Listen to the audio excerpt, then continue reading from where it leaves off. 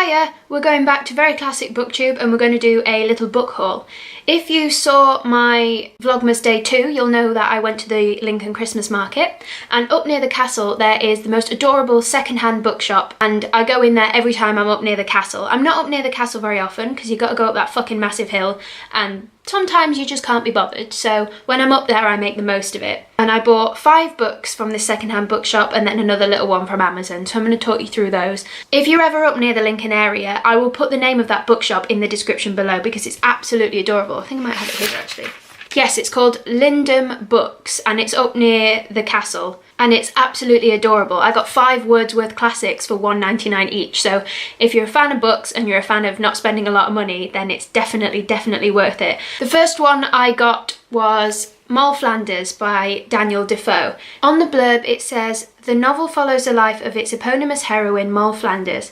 Through its many vicissitudes, which include her early seduction, careers in crime, prostitution, conviction for theft and transportation to the plantations of Virginia, and her ultimate redemption and prosperity in the New World." I saw a film based on Moll Flanders not that long ago. It's on Netflix actually, if any of you have that, it's definitely worth the watch. So as soon as I saw this I had to pick it up. It's definitely going to be a good one for those who are interested in the representation of women in literature. It'll definitely be a good one for those studying feminist theory in any kind of literature class you have, because of its female lead and it's written by a man as well, so you can definitely get some good paragraphs out of that. So Moll Flanders. My next one is Persuasion by Jane Austen. Now the only Jane Austen book I've ever read is Pride and Prejudice, so I picked up a few of Jane Austen's books from this shop because, well, just books. A key paragraph on the blurb says, "A woman of no importance, she manoeuvres in her restricted circumstances as her long-time love Captain Wentworth did in Wars. Even though she is nearly 30, well past the sell-by bloom of youth, Austen makes her win out for herself and for others, like herself in a regenerated society." So again, a really good one if you're studying feminist literature and representation of women in literature. Anything by Jane Austen is going to be good at that, and that's something I'm very interested in. So a lot of these will feature strong female leads because that's what I want. The next one is Northanger Abbey, another one by Jane Austen, and just look at that. That's absolutely beautiful. One of my goals is to get a necklace like this with the marble profile on the front. I just think they're absolutely stunning.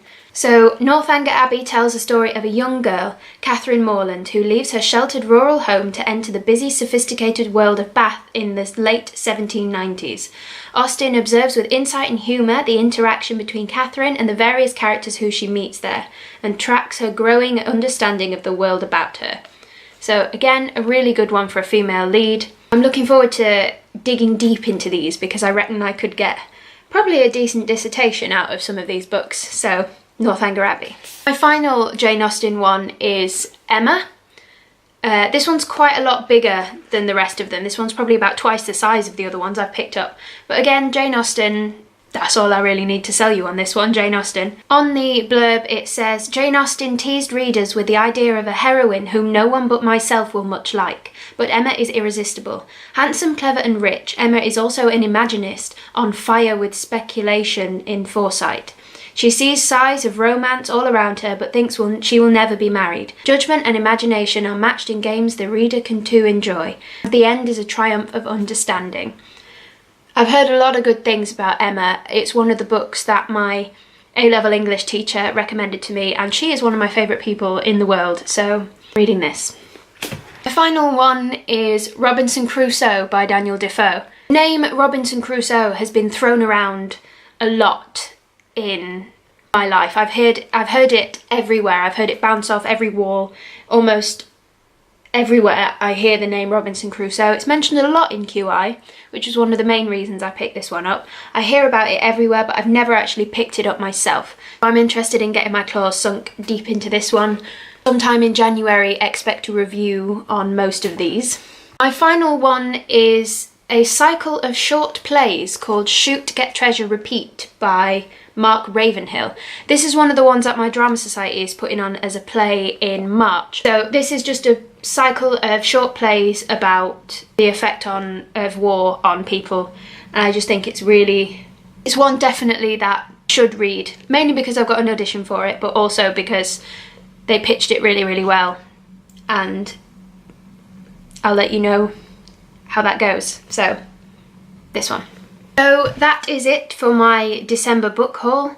Knowing me, by the other half of December I will have got a lot more than that because I bought all of those in one day. So, and that was only 2 days into December, so let's see what the rest of the month brings. See you tomorrow. Bye.